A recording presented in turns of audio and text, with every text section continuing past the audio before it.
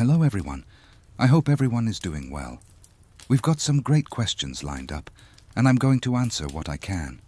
But first, I'd like to give a shout out to Barbara Rios and James Smith for the support and for the personal requests about my stories. I really do appreciate the love and support from both of you. Now let's get to that Q&A. What do you say? Question 1 comes from Zero. He asked, have you ever hunted or relocated a thunderbird, and are they as big as they say? Well, Zero, yes I have. I've relocated a young thunderbird once, and unfortunately I've had to eliminate one as well. They're beautiful birds, and it's always a shame when one must be eliminated. The one I had to put down had a wingspan of 25 feet, measured by the organization's cleanup crew afterward. The young one I relocated only had a 12-foot wingspan, so still impressive, but nowhere near full grown. Magnificent creatures, both of them. Question 2 comes from Dylan W. He asked a couple of questions. First one, how is the cut on your arm now? Any scarring? Yes, Dylan. I've cut my forearm many times over the years to use as bait, even before the Blood Brother ceremony, so there are scars from that. But the ceremonial cut was made with a silver knife, so it left a more prominent scar than the others. It's healed up fine, though. Just another mark to add to the collection. Second question, since you and Grim are connected, can he hear what's going on around you? Like when the president asked that dumb question, could he hear it? Yes, he can, as long as there's already a connection made in my head. If I've opened that mental link, then Grim hears everything I hear. And yes, he definitely heard that particular question from the president. We both had a good internal laugh about that one. Question 3 comes from Mark Fulco. He asked, my daughter asked if she can join the organization with her only having one leg and the other in a blade prosthetic. Well, Mark, shout out to your daughter. And yes, she definitely could. If she can demonstrate her skills well enough during the evaluation process, having a prosthetic wouldn't disqualify her. The organization looks at capability and performance, not just physical configuration. We've had operators with various physical differences serve effectively. Tell her to reach out to recruitment if she's serious about it. Question 4 comes from Annette Jones. She asked, would Grim feel his blood brother's pain and vice versa? Excellent question, Annette. Yes, we do feel each other's pain to some degree. It's not a one-to-one sensation, more like a dull echo of what the other is experiencing. But when one of us takes significant damage, the other definitely knows about it. It's part of the bond. Question 5 comes from William White. He says, hey Fred, I'm from Texas and I'm wondering, have you ever had to deal with the Houston Batman or the Lake Worth monster before? Great question. Yes, I have dealt with the Houston Batman before. He's actually a Mothman, just renamed as many cryptids are depending on where they show up. As for the Lake Worth monster, I wasn't there personally for the summer of '69 attacks in Fort Worth. But I do know of a Goatman that the organization had to respond to around that time in '69. Different creature, but same general area and time frame. I hope this answers your questions. All right, everybody, let's wrap this Q&A up and get on with the story. If you have any questions, please leave them in the comments. I enjoy the interaction. I read every comment on YouTube and Patreon and will answer what I can. Take it away, Dr. Whisper.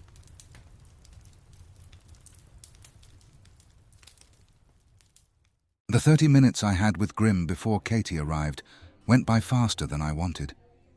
We went over everything, every angle, every possible response she might have, every way to frame what I was about to ask her. Grim kept reminding me to be honest, to not oversell it, to let her make her own choice. Easy for him to say. He wasn't the one who had to look Katie in the eye and ask her to let me potentially change her on a fundamental level. I saw her come through the door of the diner, moving with that efficient stride she had. As she approached the table, I stood. Old habits. She smiled, a genuine one that crinkled the corners of her eyes. Please don't get up for me. We've known each other far too long for chivalry to still be a thing between us. I smiled back and eased back down into my seat.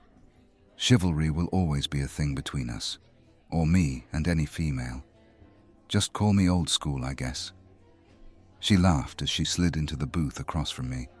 "You are that for sure, old man." We both laughed, because although I was only 2 years older than Katie, I looked to be about 10 years older than her these days. The job did that to you. Or maybe it was the blood bonding, hard to say. After our banter back and forth, we settled into our seats. The waitress came by, filled our coffee cups, and disappeared. I took a breath, ready to start, and Katie interrupted me. "This isn't a conversation about turning me into a super soldier for the organization, is it?" I stammered, caught completely off guard. "I like this one." "She's quick," Grim sent, his amusement clear in my head. "Yeah, she's a smart one," I sent back. Katie's smile widened. "Oh my God, it is." "Well, not exactly," I managed. "What does that mean, Fred?" I held up a hand. "If you'll give me a chance to explain, you'll know." Katie sat back in her chair, composing herself. "Of course, my apologies. I'm getting ahead of myself." "No need to apologize. This is a heavy conversation with heavy consequences and should be taken very seriously. But please, allow me to get my side of the story out, where I'm coming from, before you make your decision." "Of course." She folded her hands on the table, gave me her full attention. I took a sip of coffee, gathering my thoughts. After that brass idiot brought this up at the last meeting, it got me thinking. So I talked it over with Grim, and he thinks we should try it. But my way of thinking is this: if I can protect you by us doing the blood brother ritual, and give you even half of what Grim gave me, allowing you to heal from wounds that might have killed you before, and speed to keep you from getting those wounds in the first place, then we'd be crazy not to. Because maybe— I paused, swallowed hard. Maybe Henry might be here with us if he'd had these abilities. It's too late for him, but it's not for you. Katie's expression shifted, something harder moving behind her eyes. "And the organization gets what they want as well. What's next? Are you going to do it with David too? Then everybody in the organization wants you to?" "No," I leaned forward. "We don't tell the organization about us doing this. We may never tell them, or at least we won't tell them until after it's over. And we need to see if it even works, Katie. We don't know. It may not work at all." As soon as I got those words out, the satellite phone on my belt started ringing. I looked at Katie and could tell she was taking everything in, processing all of it. The wheels were turning. I pulled the phone from its holster and answered. "Fred." "Fred, it's Director Harlow." His voice had that edge to it, that excitement that never meant anything good for field agents. "An Arica monster has been killing in a small village on the edge of Chile's Atacama Desert. I need your team to go down and capture it alive, if at all possible." I repeated it out loud, partly to process it myself, partly to let Katie know what we were dealing with. "An Arica? Are you sure?" "That's what intel is pointing toward." I rubbed my forehead. "Director, there have only been 3 of them ever verified in the history of the organization, and none have ever been taken alive. They have some very strong abilities." "I know," Harlow said, and I could hear papers shuffling on his end. "The big wigs are hoping that with your abilities, you can kind of level the playing field some." I snapped back. "What about the rest of my team? They don't have these abilities, and this is just putting them at risk." No. If you see the risk is too high, you have complete oversight in changing this from a hunt and capture to a hunt and eliminate mission. I made that very clear with the men upstairs." There was a long pause while I tried to get my frustration under control. Finally, I said, "Send me the mission briefing." "All right, and I'll call your team." "Just call David. Katie's here with me." "All right." He hung up without saying goodbye. Director Harlow wasn't one for pleasantries when there was work to be done. I turned to Katie. She was staring at me with wide eyes. "An Arica monster?" she said. "Alive?" "Yeah. That's going to be tough." "Yeah, real tough." We laughed, but it wasn't a laugh of joy. It was a laugh of nervousness, The kind you let out when you know you're about to do something incredibly dangerous, and there's no good way to process that reality. 30 minutes later, I was in the briefing room with Katie and David. I'd pulled everything we knew about the Arica monster from the database, which wasn't much. The walls of the briefing room were covered in printouts and photos, most of them grainy and old. "All right, listen up," I said, standing at the head of the table. "We know it's a bipedal reptilian. One account from 1912 said it looked kind of like a kangaroo with reptilian features. 4-inch claws on its arms, 6-inch claws on its legs. It has massive thighs made for kicking. It's venomous, but we're unclear if the venom comes from its mouth and those massive teeth, or if the claws carry it." I pulled up another report. The next account is newer, from 1979. Says they look like very large velociraptors, still with the massive claws and teeth with venom. They're extremely fast. One verified account has them clocked at 70 miles per hour while chasing a truck down a road. That one ended up getting blown up with dynamite. I paused. Let that sink in. And the third one killed 3 agents before disappearing into the desert. I looked at the team. So we have 2 that were blown to pieces, and one that killed 3 of ours and got away. That explains why they want this one alive, so they have something other than pieces to examine. Katie let out a low whistle. This could get very interesting really quick. I smiled grimly. Yes, it could. David leaned back in his chair, hands behind his head. "Well, we all have to die sometime." I glared at him. He smiled sheepishly. "Sorry, but this sounds like a suicide mission." I had to agree with him. Yes, it does.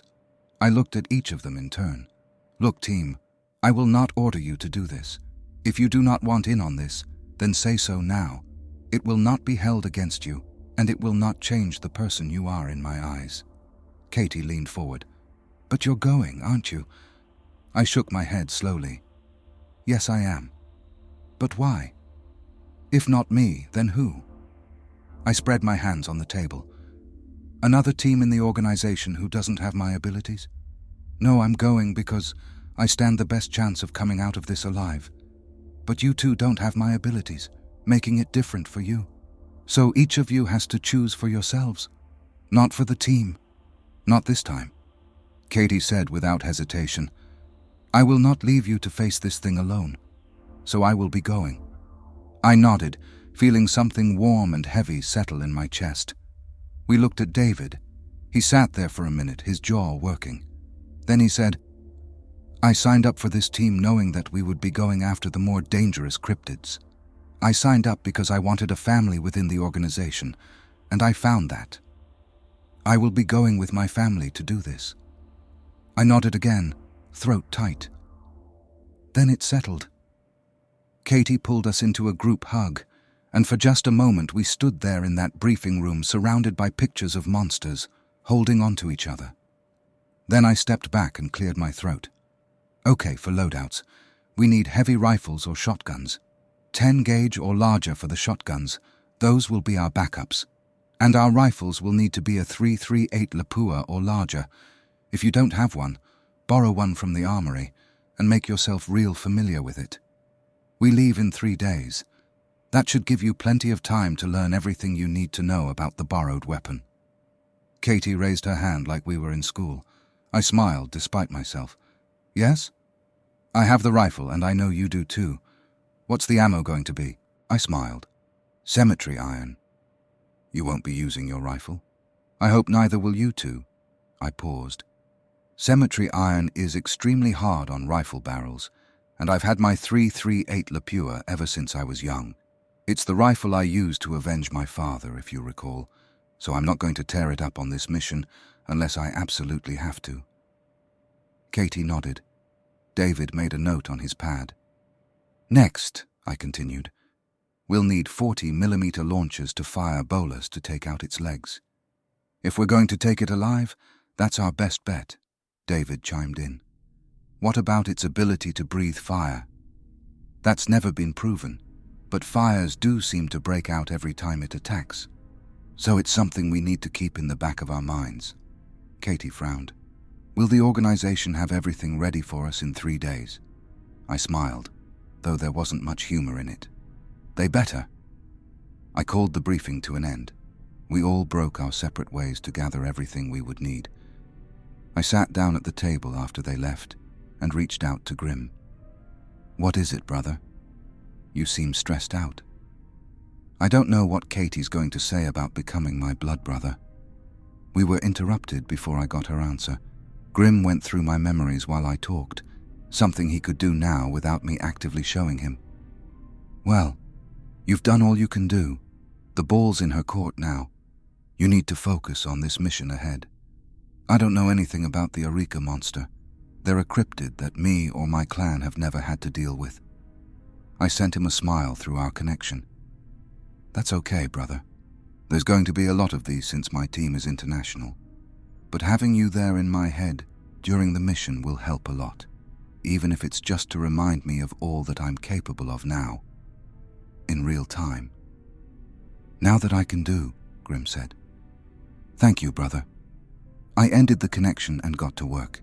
I spent the next 3 days in the war room, coordinating with supply and the armory. Getting cemetery iron bolas and rounds for 3.338 Lapuas was no small task. Cemetery iron wasn't something we kept huge stockpiles of. It was expensive to make, dangerous to work with, and the organization only authorized it for certain high-threat cryptids. Katie and David had decided that if the 338 Lapua was good enough for me, then it was good enough for them. That way, if one of us ran out of rounds, the others could help out.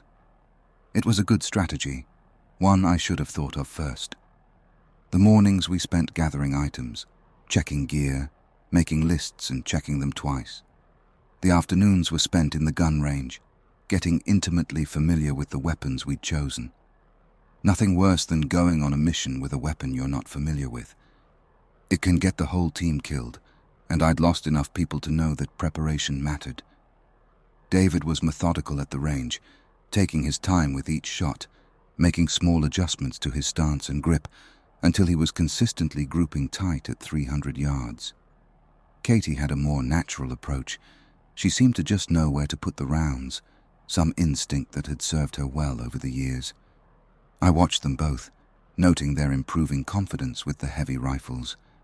The Lapua had a hell of a kick, even for experienced shooters, but by the 3rd day, neither one of them was flinching anymore.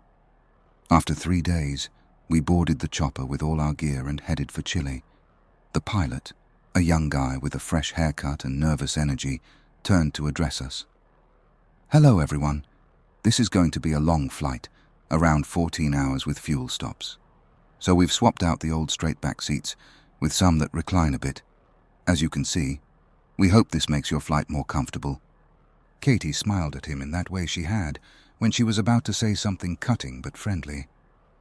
"Oh, honey, is this your first flight with the organization?" The pilot blushed a bit. "Yes, ma'am, but I've flown with the Army Rangers for 12 years. I'm fully capable of flying you guys." I spoke up then. "Sir, she wasn't questioning your capability." I gave a short laugh. "It's your kindness that gives your greenness away. These seats will be fine, thank you." He nodded, still a bit red in the face, and turned back to his pre-flight checks. We settled in for our long flight. The seats weren't exactly first class, but they were better than the standard jump seats. I reclined mine back as far as it would go, which wasn't much, and closed my eyes. We didn't really talk much on the flight. There wasn't much to say that hadn't already been said. We were committed now, all 3 of us, to whatever was going to happen in that Chilean desert. Grim reached out to me a couple times, asking if I was okay. He could see what I was thinking about as I played out different scenarios in my head. The Arica coming from the left, from the right, from above. How fast could I really move now? Fast enough? And what about Katie and David? How could I keep them safe against something that fast, that dangerous? "You can't control everything, brother," Grim sent. "That's what will get you killed. Trust your team, trust yourself." "I'm trying," I sent back. We dozed in our seats, trying to get as much rest as possible. It was going to be a long hunt, and we all knew it. The chopper's engine was loud but steady, a rhythmic thumping that eventually became white noise. 14 hours and 11 minutes later, we arrived in the desert outside of Machuca, Chile. The village had about 15 adobe buildings in the center of town, and small farmhouses dotted the landscape, spreading out into the desert like a slowly fading echo of civilization. People ran out to greet us and help with our equipment. Everyone knew why we were here, to put a stop to the killings. Word had spread fast, the way it does in small communities when something terrible starts picking them off one by one. Our contact was a woman by the name of Isabella. She turned out to be a stunning young woman in a flowing green gown that seemed completely impractical for the desert, but somehow worked on her. David saw her first. Damn. Katie spun around to see what David had seen. Man, she is really hanging that gown. I chuckled and told them, easy now, and patted David on the shoulder. Isabella walked up with confidence, her dark hair pulled back, and introduced herself. She shook everyone's hand with a firm grip. Isabella, I said, how is it that you came to learn about the organization? She smiled, a warm thing that lit up her face. My father knew Director Harlow when he was young and just an agent at the time. He came down here to deal with a trauco. It's a forest dwarf. Yeah, I know what it is. Has a bad habit of luring young children away from home and then feeding on them. She smiled wider. This is correct. You know much about Chile, don't you? I smiled back. No, but our database has information about cryptids all across the world. She nodded and pulled out a file from a bag she was carrying. She handed it to me. We have lost 4 farmers and their families in the last 2 months. I took the folder and flipped it open. I was scanning to see if it contained any information our briefing file hadn't. It did. 4 nights ago, a ranch belonging to a Mateo Valdez was attacked. They found him and his wife torn apart and partially consumed, but his 3 children had not been found. Blood at the ranch indicated that all 3 were killed, but the bodies weren't found. I passed the pictures of the scene to Katie and David. Katie studied them carefully. The 3 puddles of blood where the children were laid after killing them is apparent. The house was burnt down, but the chicken coop not 30 feet away wasn't touched. David looked up from the photos. That seems to be the telltale sign that an Arica is the culprit. Me and Katie agreed.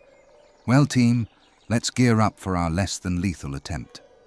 They both said yes, sir, and started unpacking containers from the chopper. I looked at Isabella. Can you give us 30 minutes to get ready and then take us out to the latest attack? See, she said, and excused herself, moving back toward the center of town where a group of villagers had gathered to watch us. We geared up with our 10mm pistols with cemetery iron rounds, 3 extra mags each. The pistols were our last-ditch option, what we'd use if everything went completely sideways. Next came the Benelli M1014, chambered in 10 gauge. They held 8 in the tube and 1 in the pipe.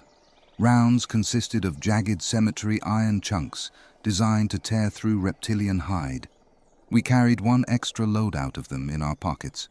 That was our backup plan, what we'd use to get us out of trouble if things went terribly wrong. Our primary loadout, and the pride of this mission, was the modified SSW-40s, mag-fed 40mm launchers, firing cemetery iron chain bolus.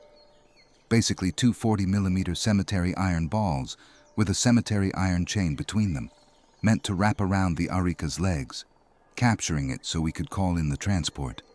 If it sounds like I had little faith that it would work, you'd be right. I looked at my team, both of them checking and rechecking their gear. If it looks like this could go sideways, ditch the launches and go to Plan B. Katie and David both said yes, sir, but then David looked at me. Sir, permission to speak freely? Of course. Don't worry, Fred. This plan will work, and if it fails, I have faith in you, sir, to get us out.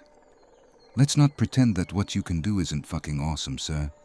I would have bet on you to win against anything before because you were one of the best agents. But now, I believe you can make it happen. I smiled at him. Thanks, David, and I hope I never let you down. Katie stepped closer. You won't, boss. Let's get this done. About that time, there was a knock on the chopper's side door. It was Isabella.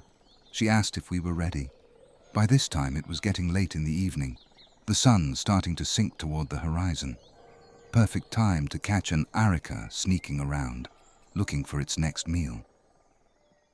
We arrived at the farm in Isabella's truck, an old Toyota that had seen better days but ran smooth. I couldn't smell the Arica. It had been too long since it was here. But Grim was in my head, seeing what I saw, smelling what I smelled, processing it all with his centuries of predator instinct. David came across some tracks by the back of what used to be an adobe house. As I walked to join him, I noticed the walls still stood, but the roof had been burnt. The windows were all busted out, and the doors were about gone too, except for the back door. The bottom hinge and about a quarter of the door were still intact. There were scratches on that piece of the door, deep ones that furrowed the wood. "This is how it got in to get the children," David said. "I don't think so," Grim said. "I think he was just marking his territory. He lights the fire to chase his prey into the open.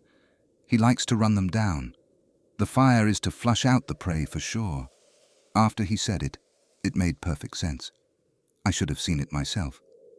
"Don't be so hard on yourself," Grim said, picking up on my frustration. "You're still getting used to your new eyes." I sent him a smile. "Thanks, bud." I called my team over to relay what Grim had said. When Katie and David got to me, I explained the fire pattern, the behavior. Then I said, "We may need some fast bait." Katie frowned. "What do you mean?" "Well, if it loves to run down its prey, then I bet it won't be able to resist chasing someone that's already running." "I bet it wouldn't," Katie said slowly. "But how are we supposed to keep up with you to get the shot?" "That's something we'll have to figure out." I pointed east. "According to the farms that have been hit, it's working its way closer to the town each time. So I bet it has a cave or den of some kind somewhere to the east of us." David nodded. "That sounds right to me." "Good. So if I set up over in those rocks over there..." Katie squinted. "Where?" "It's flat desert as far as the eye can see." "You can see farther than they can," Grim reminded me. "That's right. I can see farther than you two. I apologize." I pointed. "To the east is a pile of rocks about 1.5 miles away." Katie chuckled. "Yeah, we can't see them." So we started to walk over to the rocks. As we got closer, maybe a 1/2 mile out, I started to smell something. Something reptilian and musky and wrong. I halted. David said, "What is it?" "I smell it. To the east, past our rocks. But it's coming." I looked at both of them. "We don't want to be caught out in the open with no cover. We better double time." Katie and David started to run. I jogged beside them easily, my enhanced speed making their run look almost slow. "I bet you love this," Katie said while running, her breath coming hard. I stifled a laugh. "Well, I wasn't going to say anything, but man, you two are slow." David chuckled despite his heavy breathing. We got to the rocks and immediately set up on the nearest two that would allow me to bring the Arica between them. I set down my 40mm launcher and my shotgun. The rocks were sun-warmed and jagged, perfect for bracing the heavy weapons. "You only get one shot at this," I told them. "Don't let me down." David said, "You got it, boss." Katie was checking her launcher. "I don't like this. This isn't the type of cryptid you play around with, boss. And we just put this plan together 5 minutes ago." I started to say something to reassure her, but then I looked up. The Arica was coming fast, about 300 yards out, and my enhanced eyes could see his dust trail plain as day, a rooster tail of sand and small rocks kicked up by something moving way too fast. I looked at her. "Here it comes. Trust me." She nodded, set her jaw, and got into position. I ran out about 50 yards from the rocks. "Not too far," Grim warned in my head. "You can't outrun it for long." "I know," I sent back. I started running back and forth in a zigzag pattern, making myself visible, making noise, kicking up dust. I saw it change directions and head straight for me. The Arica had locked on. I started my run back toward the rocks. There was 100 yards between us when I started. I just had 50 yards to go, but as I was running, I could see it eating up the ground between us at an alarming rate. He was only 50 yards back now and coming fast. I had 20 yards left. He had 25. It was going to be close. 10 yards for me, 12 for it. I could hear it now, the sound of its claws hitting the hard desert ground like hammers. 5 yards for me, 8 for it. I could smell it strong now, like a snake cage that hadn't been cleaned for a year, mixed with sulfur and old blood. 3 yards for me, 4 for it. 2. 1. As soon as I went through the gap in the rocks, I dove to the right. I heard its jaws slam shut, just missing my shoulder, felt the displacement of air from the snap. I heard the launchers going off. Katie fired twice in rapid succession. David fired 3 times, spacing his shots. I heard the thing go down with a scream and a crash that shook the ground. I finished my roll and jumped to my feet. I ran over and grabbed my shotgun. "Plan B," I hollered. "If this thing gets up, put it down." They both said yes, sir, as they threw down their launchers and grabbed their shotguns from their backs, chambering rounds as they did so. I chambered my own round, the heavy click-clack of the mechanism loud in the sudden quiet. We began to walk over to the Arica monster thrashing on the ground, but as we got close I could see that the team's shots with the bolus were true. No matter how it thrashed, it wasn't getting free. It was huge up close, 8 to 8.5 feet tall, shaped like a cross between a kangaroo and a velociraptor. Its front arms were too short to reach its feet and undo the bolus, but still tipped with 6-inch claws that gleamed in the fading light. Its legs were wrapped tight with the cemetery iron chains, the heavy balls having done their job. As we got closer, David started to move toward its head. "David, no!" I hollered. He jumped back just as a fireball came out of the thing's mouth, missing him by inches. The heat of it washed over us, and I could smell burning creosote and superheated air. I laughed despite myself. It starts those fires somehow. Katie and David started laughing too, that high, relieved laughter that comes after you've survived something you probably shouldn't have. I pulled out my satellite phone and called in a transport for our captured Arica. Then I called in another one for my team. We'd done it. Against all odds, we'd actually captured an Arica monster alive. We stood there in the desert, the 3 of us, watching the thing thrash and hiss and occasionally spit fire.